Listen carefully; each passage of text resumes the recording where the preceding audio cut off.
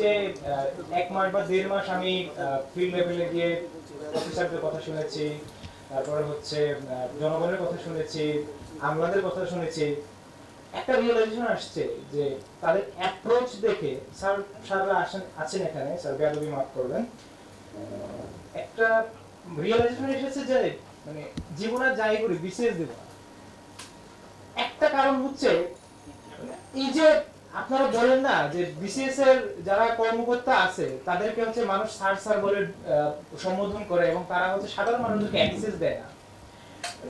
একেবারে আপনারা সচিবালয়ে থাকেন, একটা আর্লি ট্রুথ, একজন সচিব, যুগ্ম সচিব বা হচ্ছে একজন উপসচিব বা একজন হচ্ছে ইউএনও বা একজন ডিসি তার সিনিয়রের সাথে তার যে একটা ইন্টারঅ্যাকশনটা হয়, ওই ইন্টারঅ্যাকশনটা আপনাদের দেখার সুযোগ হয়েছে কিনা আমি জানি না।